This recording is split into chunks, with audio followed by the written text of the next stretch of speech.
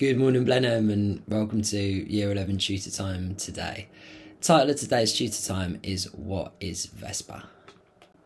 So, what is Vespa? Well, what you need to know, Year 11, is that we are all Team U. Your parents, all the staff and teachers who interact with you at Blenheim, and most importantly, you and yourself, we're all on the way to trying to develop the best version of you for the future.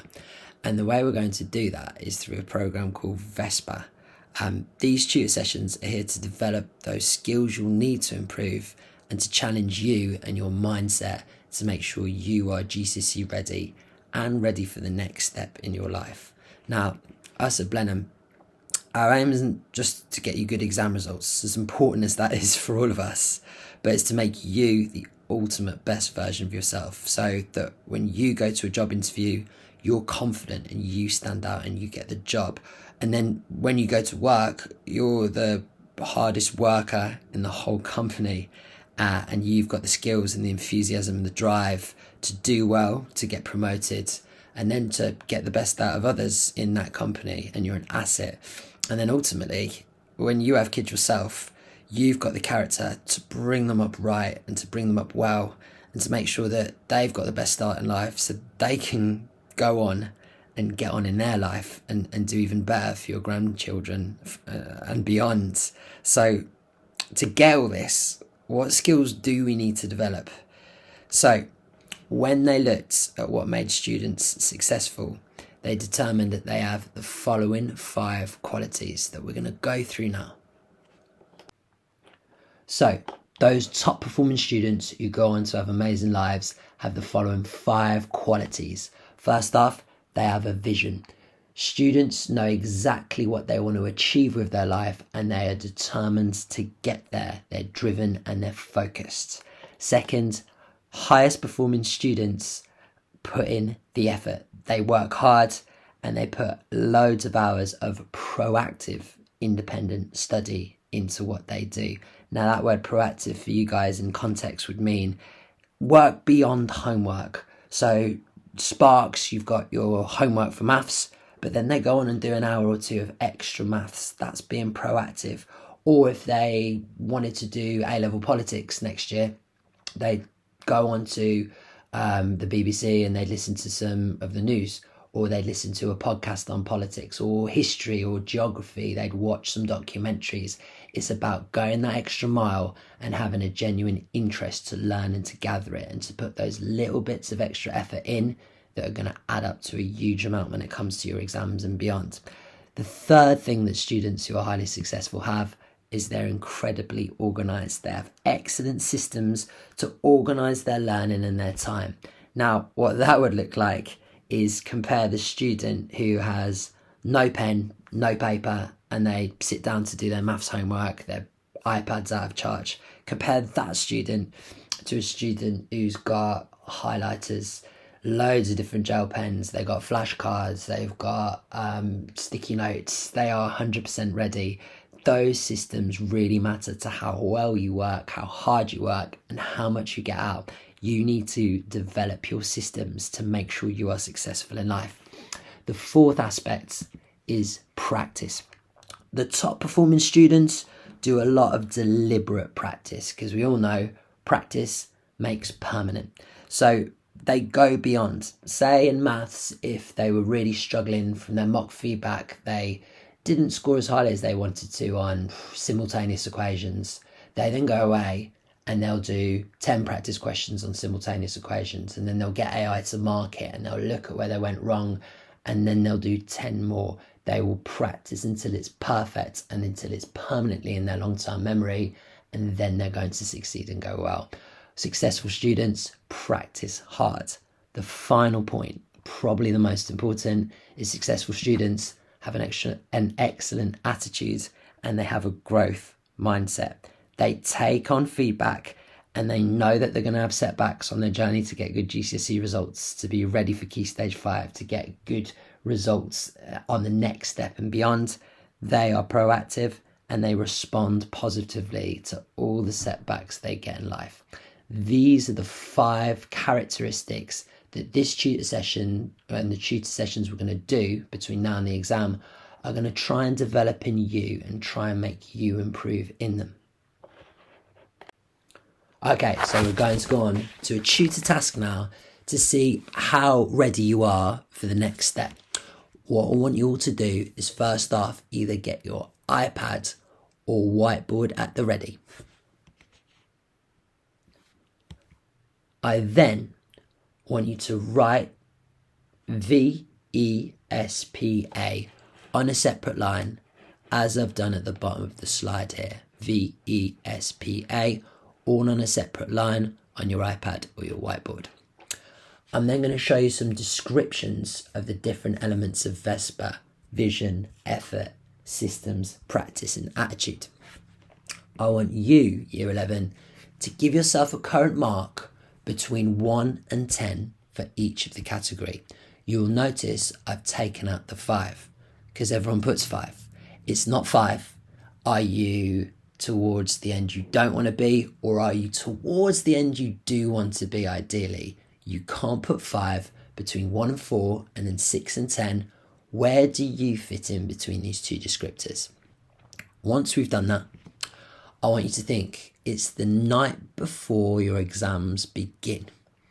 When you get there, and if we made you do this again on that night, what mark would you like to see? Where would you like to be? Okay, so first we're looking at your vision. Do you know what you want to achieve, and are you determined to get it? Here's our descriptors at the bottom. Do you resent setting goals and targets, as we're doing right now? Are you unlikely to set goals for yourself? And do you really not know what you're doing next year or the year after, or where you want to be in your life? If that sounds like you, how close is that? 1, 2, 3, 4. How far are you along this line? Or do you like setting goals and targets? Do you like pushing yourself? It doesn't have to just be at school. It can be targets at the gym or anything like that.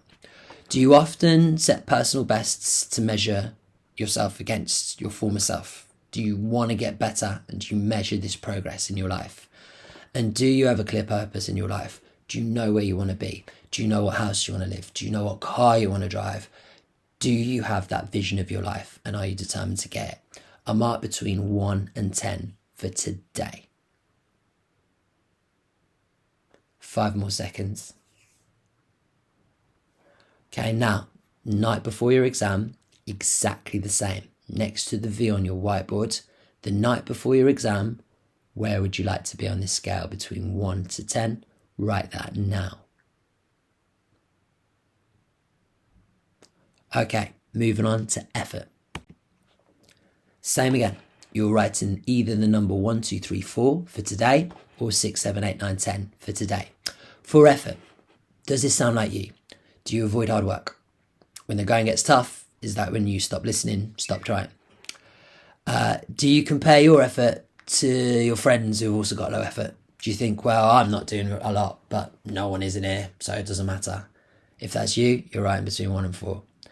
Are you easily distracted? In class, yes, but also at home. If you have to do some work, if you have to do some revision, do you go on BBC Sport and look at the scores on a Saturday afternoon every 5 minutes? Or are you focused? Do you lock your phone away? If you do, you'll be between 6 to 10. A student with a 6 to 10 effort knows what hard work looks like. They know and feel that hard work. They surround themselves with other hard working pupils. They're not comparing with the whole year group. They're comparing themselves to the people in their class that they know get top results, because they want top results as well. And finally, if you have higher levels of effort, you are focused when you work. Do you put your phone on Do Not Disturb? Do you give your phone to your mum? When I did my GCSEs, my mum made me work in the kitchen. So when she was cooking, she could watch me work and I wasn't doing something I shouldn't. It was really helpful. Are you totally focused when you're working? Give yourself a score now between 1 and 10. Same question again for effort. It's the night before your exam. There's no time left. What score between 1 and 10 are you going to put on that night? Okay, Now I want to discuss the systems with you. Exactly the same activity. If you're writing between 1, 2, 3, 4, how much do you match the following statements? Firstly, are your books disorganised? Is your iPad all over the place? You have loads of pictures of work, but it's in no sort of folder or order. Do you have no idea what's for homework? Do you not know, if I said to you now, what have you got period 1? Would you say, I don't know? Do you have no record of where you need to be and what you need to do? And then, do you work reactively? Say if you get a poor result in a KA, do you then respond to that really, really quickly and do loads of work? Or are you proactive with it? 1 to 4, if that sounds like you. If you want to write 6 to 10, you have to match the following statements. Are you organised? Is your book organised? Do you stick sheets in? Do you have revision notes? Do you have revision cards? If you do, you're a 6 to 10. Do you record your homework? We don't have planners or diaries, but do you have a clear sense of what's due when you're going to do things? On Monday night, I do this and this because it's due for Tuesday. On Tuesday night, that's a big job. I'm going to do my art course work because that's going to take a few days. If that sounds like you, write 6 to 10. And again, do you plan your work appropriately? Do you say, right, on Saturday, I'm going out with my mates at 1. So if I get up at 9, I can get ready, make sure everything's sorted, and I can do this or I can do that towards school. If that sounds like you, write 6 to 10 for today. And same again, it's the night before your exam. What mark between 1 to 10 are you going to put for your future self? And our penultimate characteristic, practice. You're writing 1 to 4 if this sounds like you. Do you rely, when you do your revision, on reading things and highlighting? You're passive. You look at things, you highlight them, or do you really stretch yourself? Do you spend most of your time on things that you know, your comfort zone? You do some revision, but you're very good at history, so you're going to do that to feel nice. And do you avoid feedback? When your teacher hands out the KAs, do you read your next steps or do you ignore them? Do you think your teacher's wrong? Do you think you'll be all right on the night? If that sounds like you, you're at 1 to 4 for today. Or are you a 6 to 10? Do you use a range of techniques when revising? Do you have flashcards? Do you test yourself? Do you go back to the things you knew 3 days ago to retest and see what's there? Do you just get a practice maths paper and say, right, I'm just going to sit here and do it and see what I know and then go through the mark scheme? If that's you, you're a 6 to 10. Do you look for opportunities to work outside of your comfort zone? Do you focus on that subject you really don't like? When I was at school, it was maths for me. And I'll be honest, I was probably a 1 or 4 at the start of year 11. But I was forced to be a 6 to 10 because I knew it was trouble and I had to really push myself out of my comfort zone to push and get a good grade in maths. Do you constantly go out your comfort zone and go for the subjects you don't like or the subjects you're not as strong at and try and develop? If that's you, you're a 6 to 10. And then finally, are you always looking for feedback? Do you always say to your teacher, can you show me this? Can I have an example of that? I'm not very good at this. How can I practice this? If that is you, you're going 6 to 10 for today. Same question. It's the night before your exams begin. From 1 to 10, where are you going to be? And our final characteristic for high-performing students, your attitude. Do you believe that intelligence is fixed? That you're born with what you got and therefore no amount of work will change that? You just get what you get. That's the way life is. If that's you, you're writing 1 to 4. When you get feedback, do you get annoyed? You get annoyed at the teacher? Say, it's not my fault, I'm just not very good at this. 1 to 4. Do you have low levels of self-control? When something gets tough, do you just give up?